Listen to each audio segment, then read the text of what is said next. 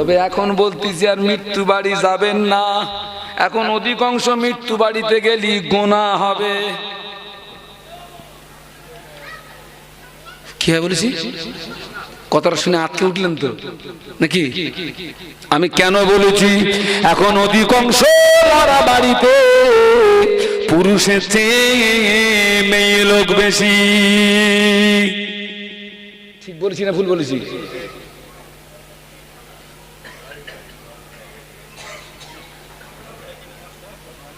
আচ্ছা, আমার একটুখানি বলবেন, ওরা কি করতে গেছে? ওরা কি জানাজা পড়বে?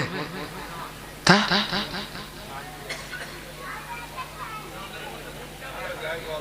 হ্যাঁ, মুখ দেখবে? কার মুখ দেখবে? মুখ দেখতে পারে কে?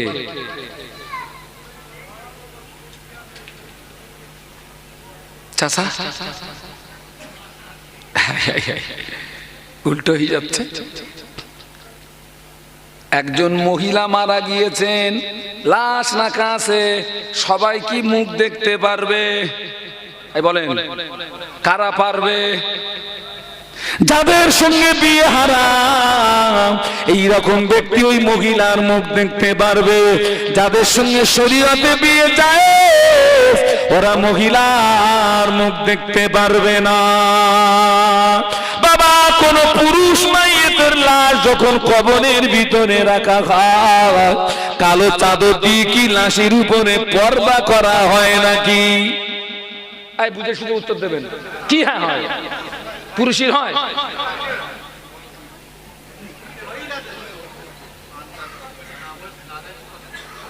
না না, বলুক না। আরে উল্টো পাল্টা না বলি তো ফাইনাল রেজাল্ট আসবে না।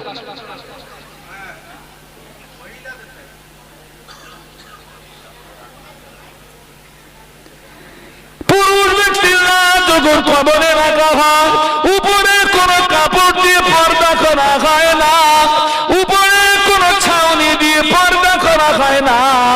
তবে মেয়েদের লাশ কবরে রাখলে কারো একটা কাপড় দিয়ে পর্দা করা হয় না। হয় না কেন? কেন? ও জানতোই তো করিনি, আর মরেও দেখবে কেরা? কি দেখবে? ওর ও তো মরিয়ে গেছে। বাবা, কোন অধিকাংশ মৃত্যু বাড়িতে গিয়ে দেখছি পুরুষের চেয়ে নারীরা বেশি, এবং যে সমস্ত নারীরা মরা বাড়ি ওদের সাজগো বিয়ে বাড়ির চেয়ে আরো কায়দা বেশি। মুরব্বীরা কথা বলেন, ঠিক বলছি না ভুল বলছি? ও শেষ করে ফেলেছি পুরো। ওখানে গেলি ওখান দিকে তাকালে কি হবে? ওই জন্য বলতে যখন মরে গেলি আর যাবেন না। যাবেন তো সোজা ওই যেখানে জানাজা হচ্ছে চুপ করে গিয়ে নামাজ পড়ে বাগানতে বাগানতে পালাবেন।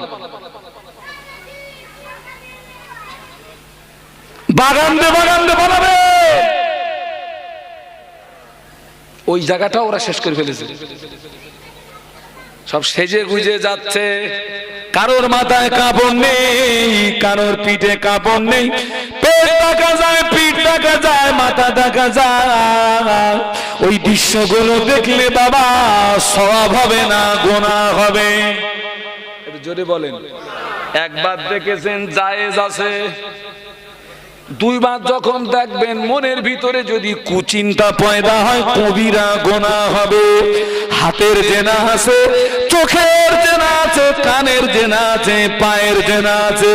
বারবার তাকালে চোখের জেনা হবে, বারবার তাকালে বাবাজি চোখের গুনাহ হবে। যদি তাকিয়ে ভালো লাগে মহিলার দিকে যদি এগিয়ে যান পায়ের জেনা হবে। ঠিক বলছি না ভুল বলছি? ওই জন্য বলতেছি মরা বাড়ি যাবেন, জানাজায় টুক করে জানাজাটা পড়ে বাগানতে বাগানতে পালাবেন।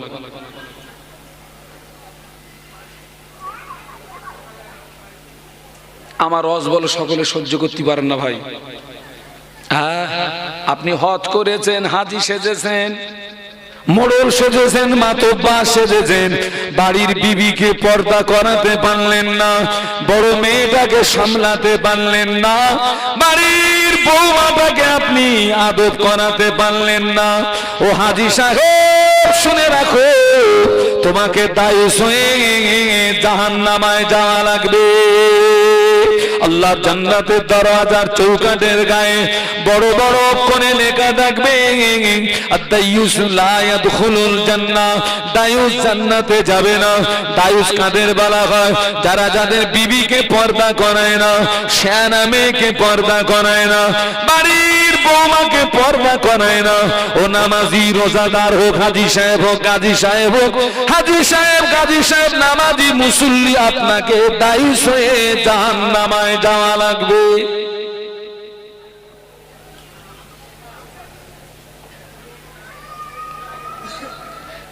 বর্তমান যুগ সন্ধিক্ষণে দুনিয়াতে সবচেয়ে বেশি গুনাহ হয় মেয়েদের জন্য, এটা জানেন?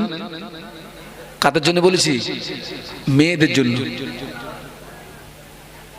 মেয়েদের জন্য। তবে সব মেয়েরা খারাপ নয়, সব মা খারাপ নয়, সব ভাবি খারাপ নয়, সব বোন খারাপ নয়, সব খালাম্মা খারাপ নয়, সব ফুম্মা খারাপ নয়, ভালো আছে, সংখ্যায় কম। আজকের যে সমস্ত মাহফিলে মেয়েদের প্যান্ডেল গুলো হয়, যারা যারা ভালো ভালো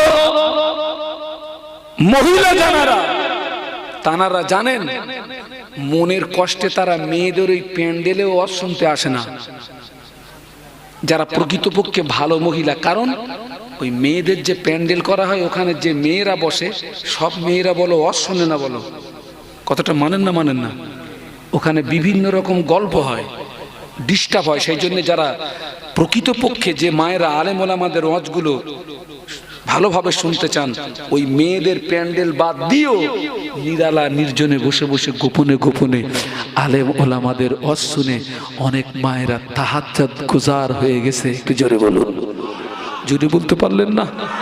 অনেক মায়েরা তাহাজ্জুদের নামাজ পড়ে, তবে তারা প্যান্ডেলে আসে না। এখানে কি প্যান্ডেল মেয়েদের? হ্যাঁ, জীবনে পুরুষদের প্যান্ডেলের পাশে মেয়েদের প্যান্ডেল করবেন না, ওরাও শেষ হবে, শেষ করতে হবে। ওই জন্য মিনিমাম হবে তো, আর ওখানে ঘা দিলে আরো বাড়বে।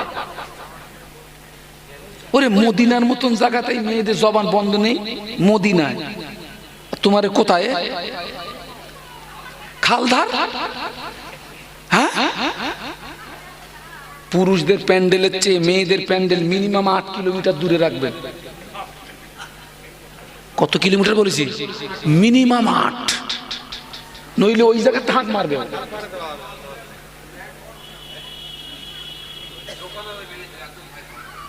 আহারে, আমাকে ভুল বুঝবেন না, আমার কথাগুলোকে অন্যভাবে নেবেন না, বাস্তব কথা বলছি ভাই। আমি একটা মসজিদের জুমার ইমাম, অনেক মরে তো, আমিও তো একদিন মরবো নাকি, জানা যায় যাই তো। আল্লাহ, মাথাটা নিচু করে উঁচু করলি গোনা, উঁচু করলি গোনা।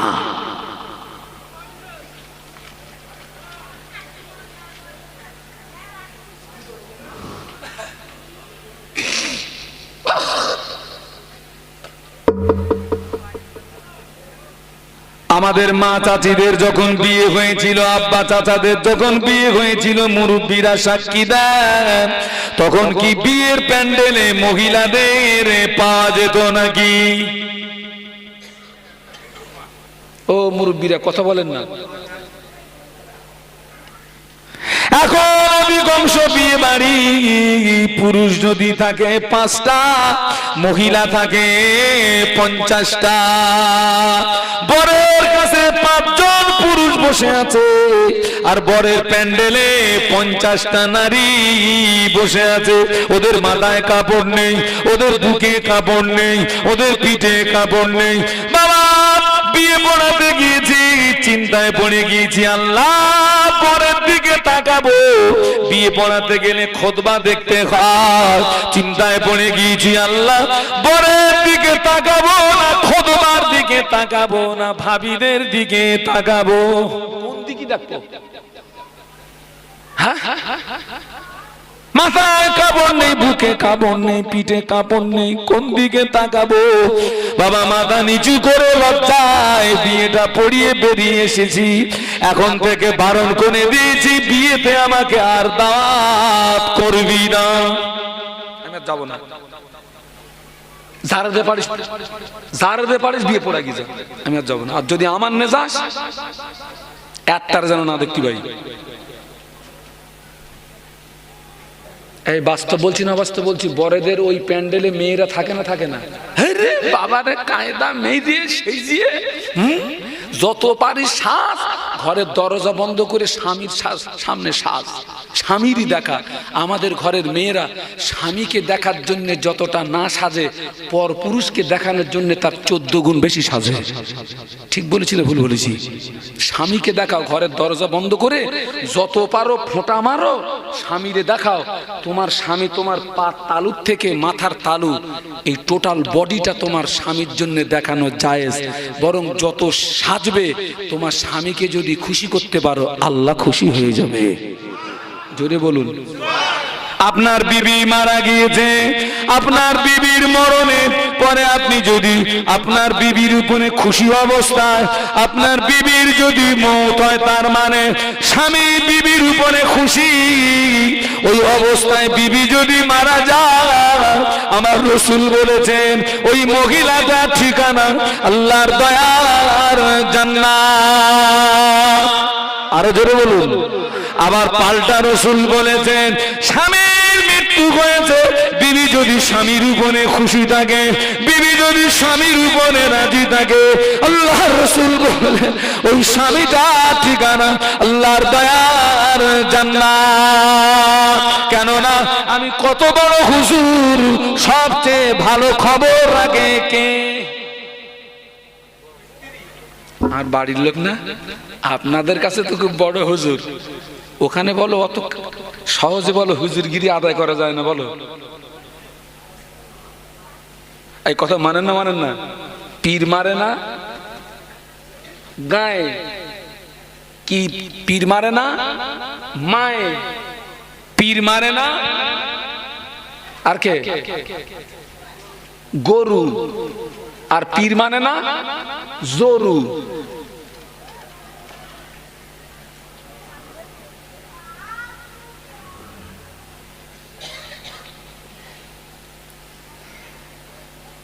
এখনো পর্যন্ত অনেক অনেক মাহফিলে আসলে ভাই আমার মতন অধমকে দেখে অনেক মুরব্বী বাবাজিরা বসে থাকলে উঠে দাঁড়ায়। আমি তখন লজ্জায় মাথা হ্যাট হয়ে যায়। আল্লাহ, আমি কি হয়ে গেছি? কি আমি? লজ্জায় মাথাটা হ্যাট হয়ে যায়। এখন যখন দূরে দূরে জলসা জুলুসে যাই, অনেক আলেম ওলামাও আমাকে দেখে দাঁড়ায়। আমি লজ্জায় যখন মাহফিলে স্টেজে আসি, অনেক ছেলেরা তকবির দেয়। আমি বলি, বাবা আমার যেন তকবির দিসনি ভাই। আমার তকবির দিলি আমার মধ্যে অহংকার পয়দা হয়। তুমি ওদিকে তকবির মারবা, তোমার হুজুর ফলবে, তকবির দিসনি। আমার ব্যক্তিগত কথা বলছি, আমি যখন স্টেজে আসবো, কেউ যদি তকবির দেয়, আমার মনে তখন অহংকার পয়দা। আমি যেন কি একটা হয়ে গেছি। তকবির দিসনি, অন্য জায়গায় দিস, আমার দিসনি।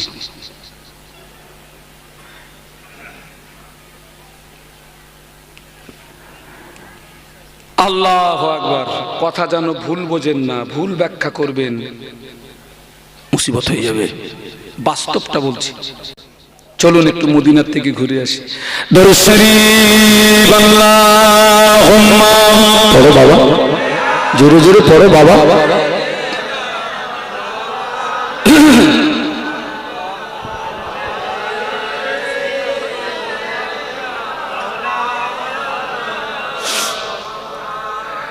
আপনাদের অসুবিধা হচ্ছে না তো?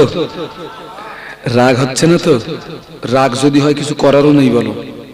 হ্যাঁ, আরো মহব্বতে আল্লাহুম্মা সাল্লি আলা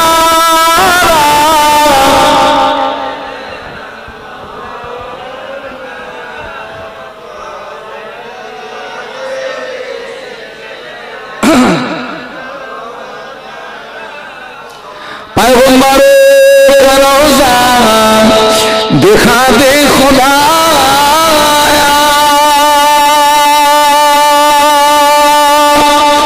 दरे मुदर से मिला दे खुदा शरबे मोहब्बत पिला दे खुदा पैगंबर का रोजा दिखा दे खुदाया अल्लाहुम्मा सल्ली अला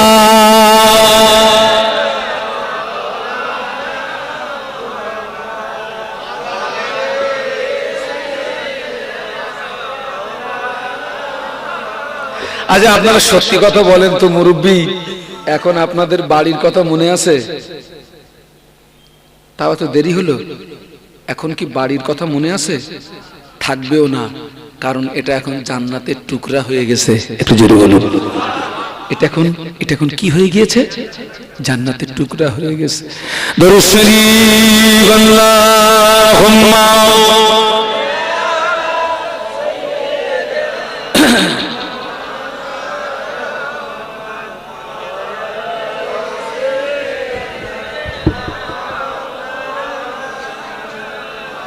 पैगंबर का रोजा दिखा दे खुदा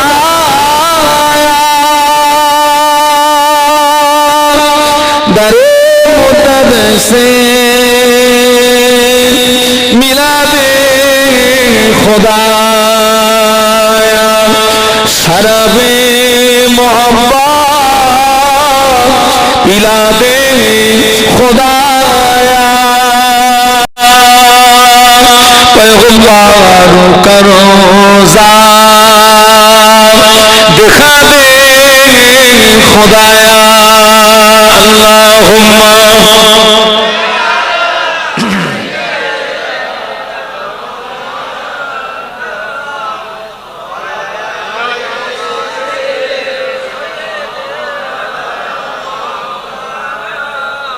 বলুন তো মূল বক্তব্য কোথায় রেখে এসেছি?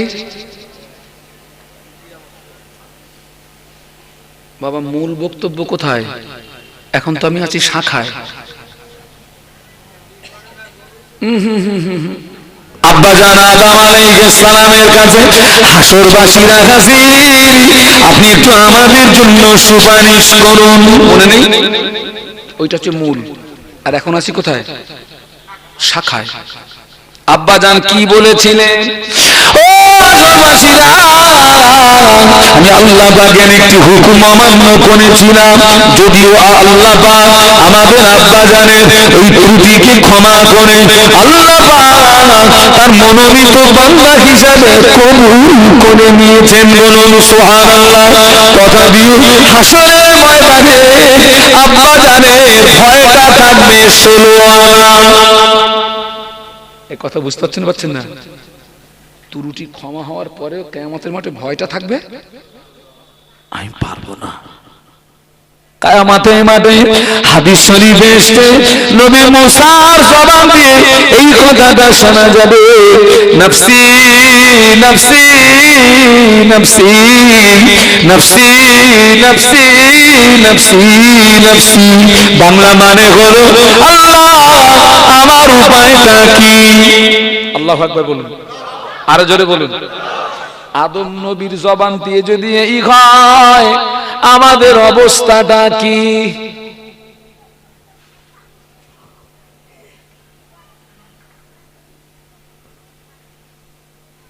ও যুবকেরা, জওয়ানেরা, শুনে রাখো বাবা, আল্লাহ ঘরের ভিতরে কবর করে রেখেছে।